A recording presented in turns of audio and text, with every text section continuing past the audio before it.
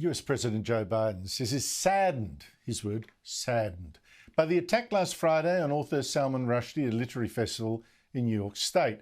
But there are two words missing from his statement. One was Islam and the other was Iran. So Salman Rushdie was stabbed in the face, throat, chest, stomach and leg by a 24-year-old Muslim man and rushed to hospital in a critical condition. He will survive, but probably be left blind in one eye. Now, Joe Biden says in his statement, without explaining exactly why he thinks this was an attack on free speech, and it's going to stand with Rushdie and with freedom. Well, Biden is at least right in his assumption. This was an attack on free speech. It's blindingly obvious. Rushdie mocked Islam in his bestseller, The Satanic Verses, written 33 years ago. And sure enough, the 24-year-old who stabbed Rushdie on Friday is a Lebanese Muslim man who had pictures of Iran's supreme leader and other members of the regime all over his Facebook page. And now Iranian newspapers close to Khamenei, the supreme leader in Iran, and his regime, they're praising him. These papers also say, 1,000 bravos to the attacker, divine vengeance, and the hand of the man who tore the neck of God's enemy must be kissed.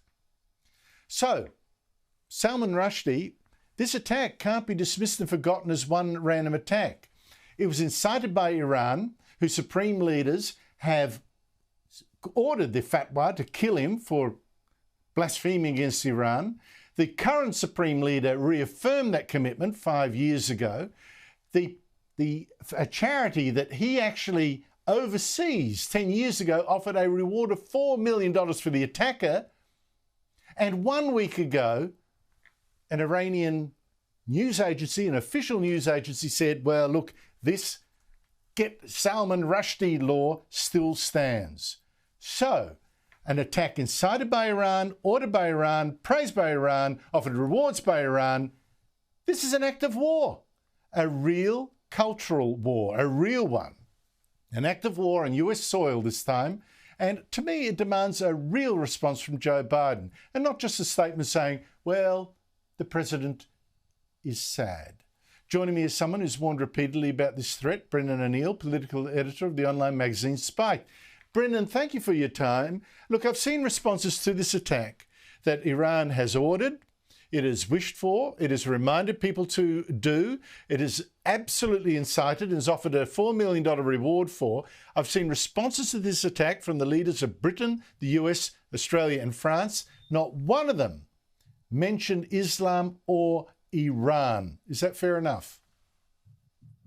No, it's not fair enough at all. I mean, the generous interpretation is that we don't have all the information about this guy yet and what his motivation was. But, you know, it's pretty clear. You don't need to have a PhD in international affairs to understand why Salman Rushdie was so hated, why there have been various attempts on the life of his publishers and his translators, and now this vile attack on the man himself. It's because Iran issued a fatwa against him 33 years ago, which called on Muslims around the world to kill him without delay. And people were going to be handsomely rewarded for doing so. So this is a pretty clear case of Islamism being used to attack someone simply for exercising their freedom of speech, their creative imagination, and simply for writing a novel in 1988. Our leaders should be speaking out against this far more forcefully. They should be talking about who is threatening freedom of speech, and they should be mentioning the problem of radical Islam, which poses a great menace to free societies. Well, look, I don't understand it either, because it's not like this is the first attack. You've had translators and publishers of Salman Rushdie's book, The Satanic Verses, published 33 years ago, that's incited these fatwas because it mocked Islam reportedly. Iran issued this death fatwa. You've had translators, publishers shot, murdered or stabbed in Japan, Italy and Norway. And you've had an attempt already on Salman Rushdie's life in Britain. I mean, what should the response actually be? What should the leaders of the West actually do in response to this? They need to describe what happened. That would be a good start. They need to explain why Salman Rushdie was attacked and who is likely to have attacked him and who issued the death threat against him. That was the Ayatollah of Iran. But at the same time, we need to defend freedom of speech, and that includes the freedom to criticize and mock and insult Islam. And this is the great dark irony of the fatwa. It actually chimed with the developments here in the West itself. So over the past 30 years in the West, we've had the rise of the idea of Islamophobia, which is a much more politically correct idea than a fatwa issued by an Ayatollah. And Islamophobia also says that it is problematic to criticize Islam, and you can be expelled from polite society for doing so. You can be no platformed from university campuses. You might lose your job, as we've seen here in the UK. We've seen people be suspended or sacked because they criticized Islam. So what's happened is that the West has actually internalized the fatwa. We've brought it on board and we've enforced it ourselves, although we call it Islamophobia rather than blasphemy. But the consequence is the same, that people are restricted in their freedom to speak about one particular religion. And that's the pincer movement that Salman Rushdie always found himself caught between.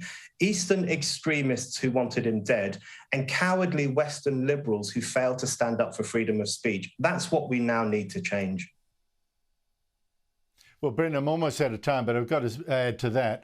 7 years ago, after Islamist terrorists murdered 12 people at that Charlie Hebdo, that French satirical magazine, for, publishing cartoons mocking Islam, we saw protests around the world by people saying, Je suis Charlie, I am Charlie, in solidarity. But Brendan, we've instead seen the left becoming woke jihadists. They've internalised this message in another way too, that they now want to shut down other woke free speech, like on transgender issues, etc., etc. Is this how you see it? Absolutely. You know, from Rushdie to Rowling, that's how I see it. From Salman Rushdie to J.K. Rowling, he was subjected to a religious fatwa. She is being subjected to a woke fatwa. She got another death threat this weekend. And it really speaks to a growing intolerance in Western society itself for the right of people to speak freely. And if we don't use this time now to turn that around and to defend all free speakers and all dissenters, we really will lose out. Oh, I think that's absolutely correct. I want to see far more concrete actions done to defend free speech, not just, look, I'm sad. Brendan O'Neill, thank you for your time.